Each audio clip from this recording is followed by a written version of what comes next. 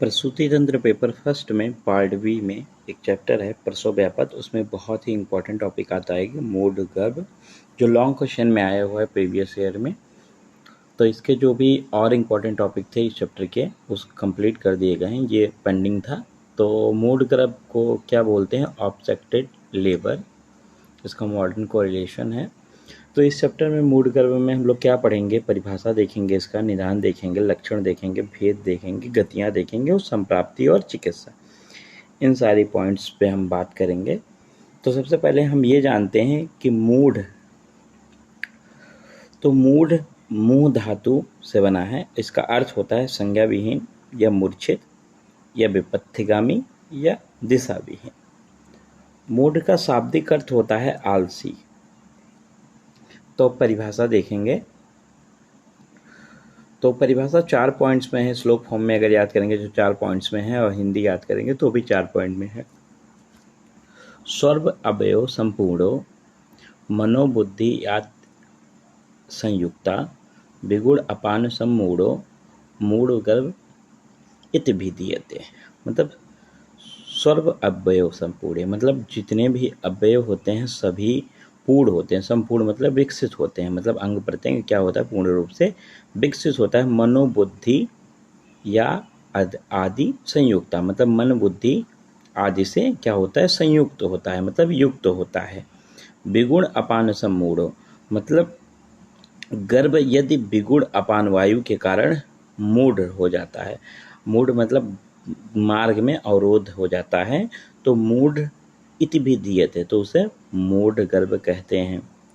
तो आप चाहे हिंदी याद कर लें, चाहे श्लोका फॉर्म में याद कर लें।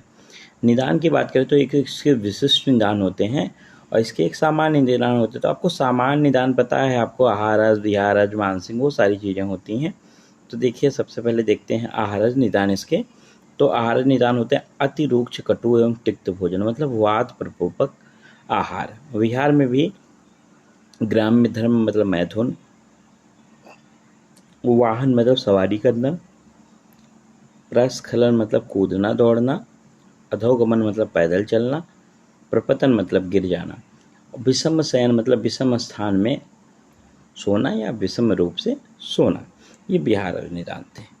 मानसिक निदान एवं अन्य निदान की बात करें तो मानसिक निदान होते हैं शोक, क्रोध, ईर्ष्या, भय, और अन्य में वमन, विरेचन और तिसार। तो ये सब थे सामान्य निदान।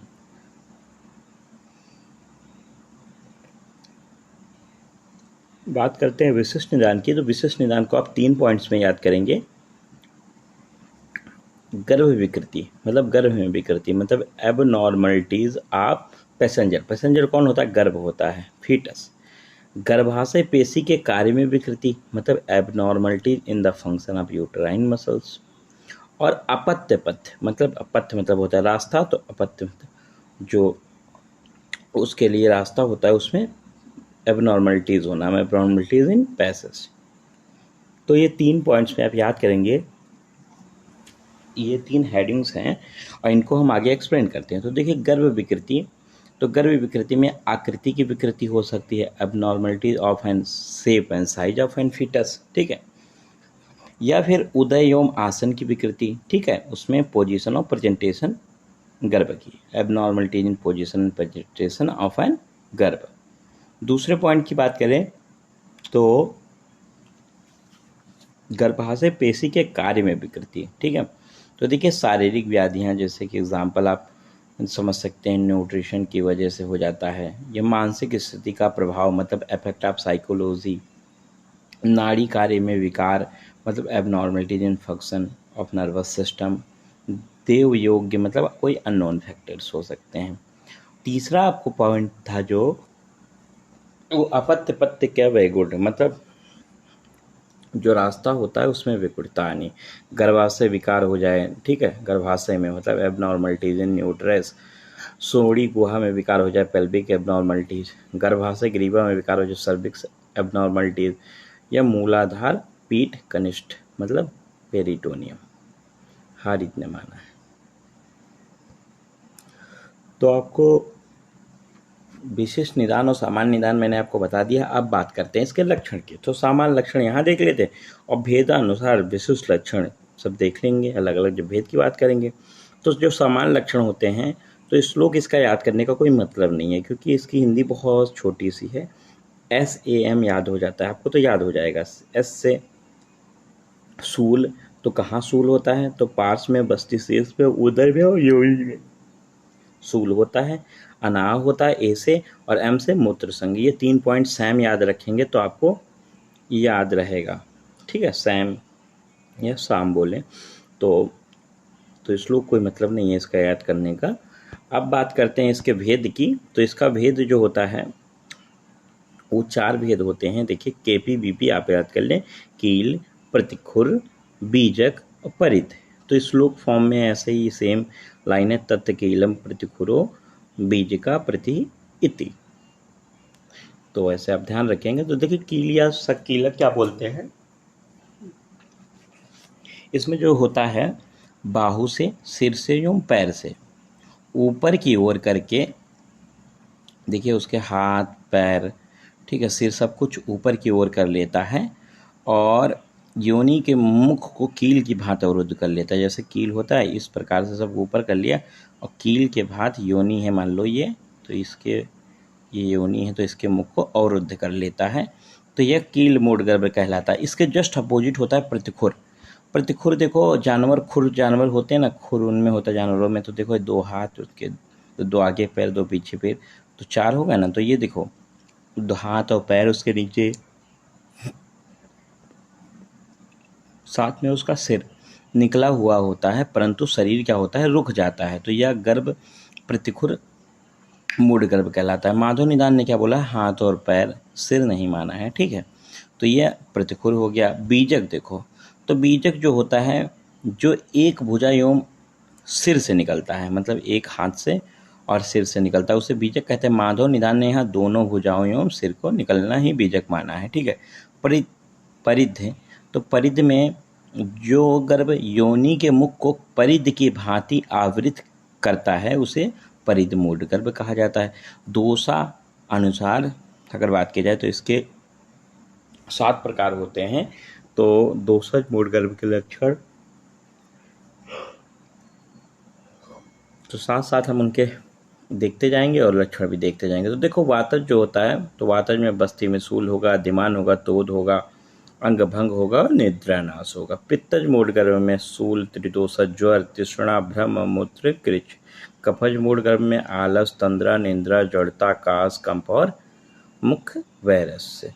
द्वंद्वज में 2-2 दोष के होंगे तो 2-2 दोष वाले लक्षण उत्पन्न होंगे। सनिपातज में 3 दोष के लक्षण उत्पन्न होंगे। तो ये प्रकार से एक ये हो गया सनिपातज वाला, ये 2-2 के 3 हो गए, 6 हो गए और ऊपर के 3 हुआ था पित्त के वश, 7 प्रकार के हो गए। इस प्रकार से गतियों की बात करें तो देखो 8 गतियां होती हैं। तो मूढ़ गर्भ की 8 गतियां कही गई हैं, परंतु विशेष प्रकार से 4 ही होती हैं जो अभी हमने पढ़ा, KP-BP, ठीक है।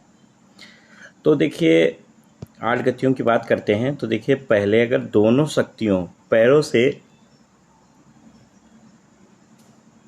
आए, अगर योनि मुख को प्राप्त हो दोनों पैरों से, तो एक गति यह हो गई है इनकम्प्लीट ब्रीच बोली जाती है, फुटलिंग प्रेजेंटेशन, क्योंकि फुट से आ रहा है और एक शक्ति मुड़ी हुई तथा दूसरी शक्ति प्रसवित होती है। मतलब एक शक्ति मुड़ी रहती है तो दूसरी शक्ति से आ रहा होता है, तो इनकम्प्लीट ब्रीच होता है with a single foot presentation, क्योंकि एक पैर से आ रहा है, ठीक है।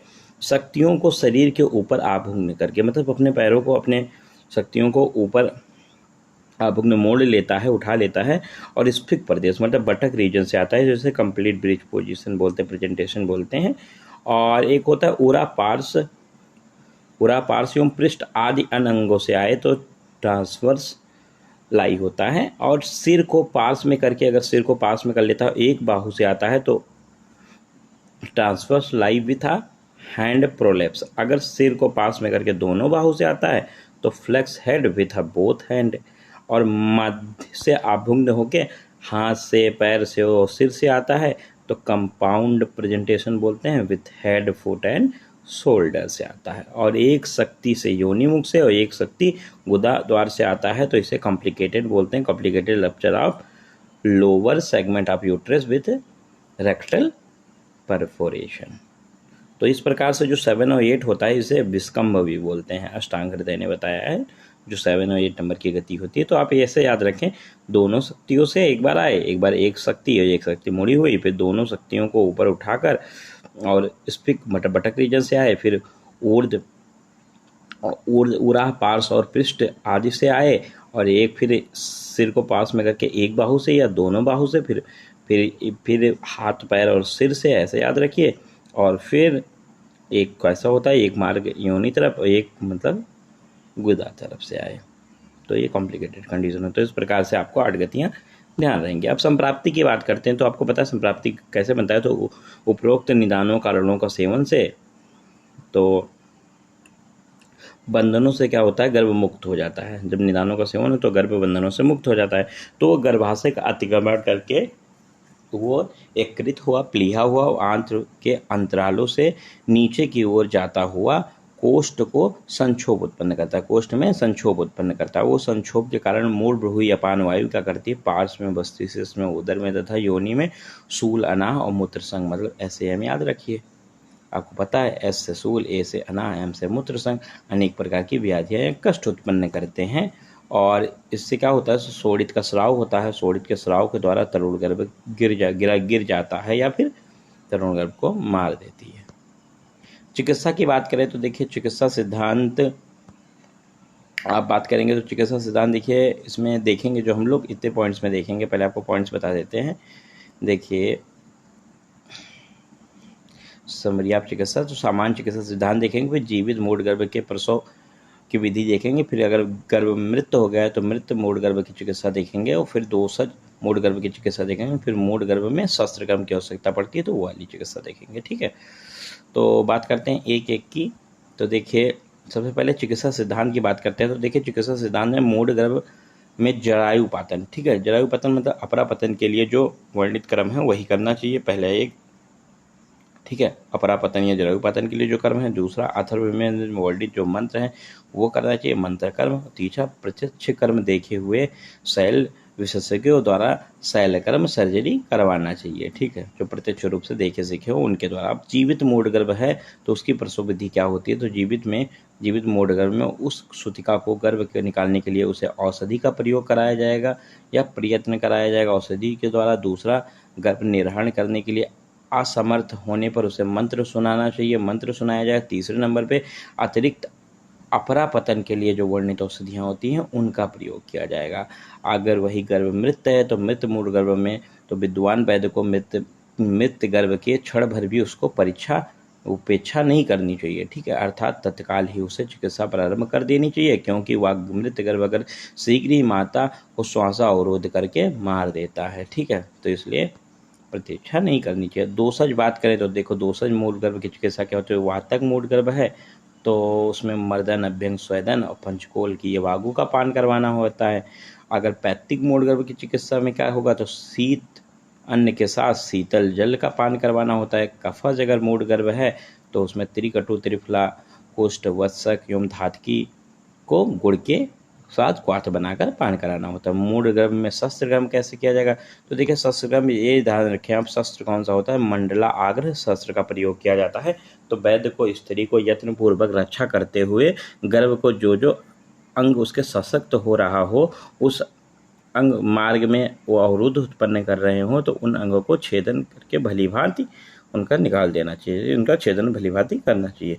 अब शैल उदाहरण कर देते हैं, शैली के पश्चात कौन सा तैलों का वर्णन किया गया है, तो देखिए बैग से निर्मित तैल, ये ट्रिक याद रखेंगे। तो बी से बला तैल हो गया, ए से अति बला तैल हो गया, ठीक, अतबला या गुड़ूची आदि से निर्मित तैल हो गया, और जी से आपका गुड़ूची हो गया, और ए से अतिबला हो गया से निर्मित तेल, और साथ में से आपका सतपाक भला तेल हो गया। आपको रेफरेंस मैंने पहले बता दिया था समरी कि कैसे आप याद रखेंगे, तो ये 5 पॉइंट्स आप ध्यान रखेंगे। इस 5 पॉइंट से जो चिकित्सा होगी वो 5 पॉइंट्स की चिकित्सा आप लिख पाएंगे। तो हम लोगों का ये वीडियो हो गया कंप्लीट, मूढ़ गर्भ हम लोगों ने कर लिया है कंप्लीट।